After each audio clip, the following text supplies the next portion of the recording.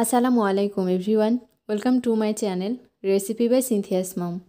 আজকে আমি আপনাদের জন্য নিয়ে এসেছি গোটা রসুন দিয়ে গরু মাংস ভুনার রেসিপি। আশা করছি আমার আজকের রেসিপিটি আপনাদের কাছে ভালো লাগবে। ভালো লাগলে একটা লাইক দিয়ে দেখা শুরু করবেন, আর বেশি ভালো লেগে থাকলে চ্যানেলটি সাবস্ক্রাইব করে চ্যানেলের সাথেই থাকবেন এরকম নিত্য নতুন রেসিপি দেখার জন্য। আর কথা বাড়াবো না, চলুন চলে যাওয়া যাক মূল রেসিপিতে।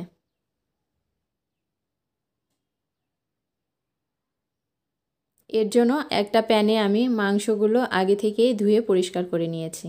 এবার এর মধ্যে হাফ কাপের কিছুটা বেশি হবে পেঁয়াজ কুচি দিয়ে নিলাম, আর 6-7টা শুকনো মরিচ মাঝখান দিয়ে কেটে নিয়েছি সেটা দিয়ে নিলাম। আদা রসুন বাটা দিয়ে নিচ্ছি 1.5 টেবিল চামচ। স্বাদ মতো কিছুটা লবণ দিয়ে নিচ্ছি। হলুদের গুঁড়ো দিয়ে নিলাম 1 চা চামচে কিছুটা বেশি হবে। ধনিয়ার গুঁড়ো দিয়ে নিলাম 1 চা চামচ।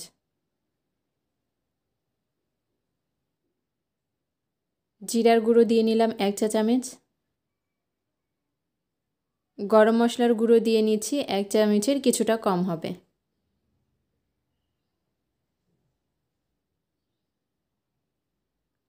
একটা বড় এলাচ দিয়ে নিলাম, 2টা সবুজ এলাচ দিয়ে নিলাম,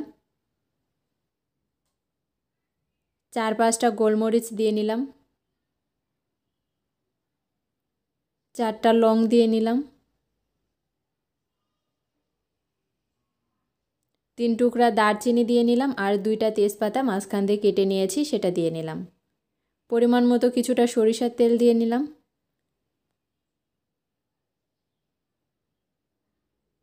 এবার সবগুলো উপকরণ ভালো মতো মাংসের সাথে মাখিয়ে নেব। আমি মাংস থেকে পানি ঝরিয়ে নিইনি, ধুয়েই উঠিয়ে নিয়েছি। এই জন্য আমি এখানে কোনো পানি ব্যবহার করব না। মাংস থেকে যেটুকু পানি বের হয় সেটুকু পানি দিয়েই আমি মাংসটা কষিয়ে নেব। আমার মাখানো হয়ে গেছে, দেখতেই পাচ্ছেন। এবার ঢাকনা দিয়ে রান্না করব কিছুক্ষণের জন্য। কিছুক্ষণ পরে ঢাকনাটা উঠিয়ে নিয়েছি। দেখতেই পাচ্ছেন মাংস থেকে অনেকটা পানি বের হয়ে গেছে। এবার একটু নেড়ে নিচ্ছি।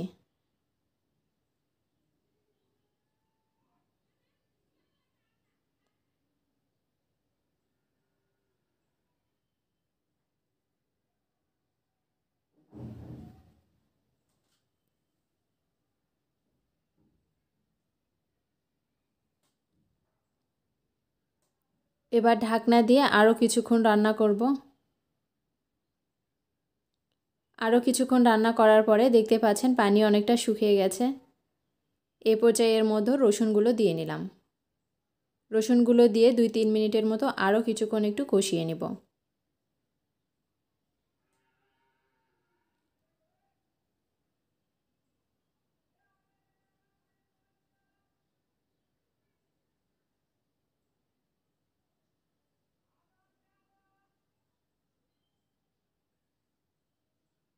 আমার কষানো হয়ে গেছে। এবার এর মধ্যে ঝোলের জন্য পানি দিয়ে নিচ্ছি। আমি এখানে 2 কাপের কিছুটা বেশি হবে পানি দিয়ে নিয়েছি।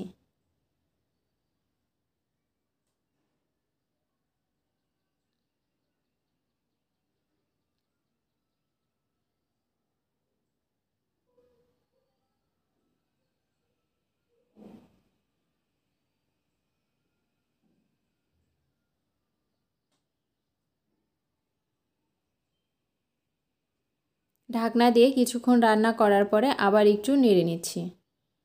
মাঝে মাঝে এভাবে নেড়ে দিতে হবে।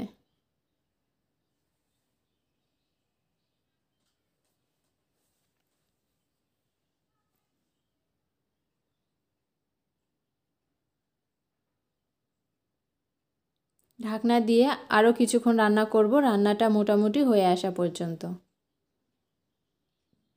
দেখতেই পাচ্ছেন আমার রান্নাটা প্রায় হয়ে গেছে। এ পর্যায়ে এর মধ্যে ভাজা জিরে গুঁড়ো দিয়ে নিলাম হাফ চামচের মতো।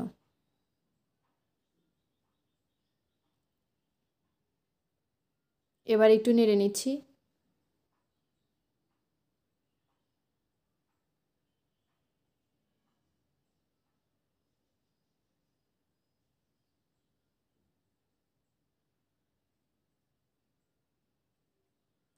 এবার আমি চুলাটা অফ করে 2-3 মিনিটের মতো ঢাকনা দিয়ে রেখে দেব চুলার উপরে।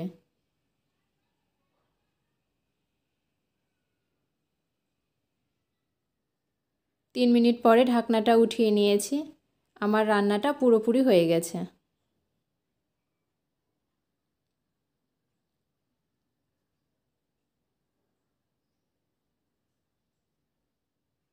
এবার একটা বাটিতে উঠিয়ে নিয়েছি, দেখতে পাচ্ছেন।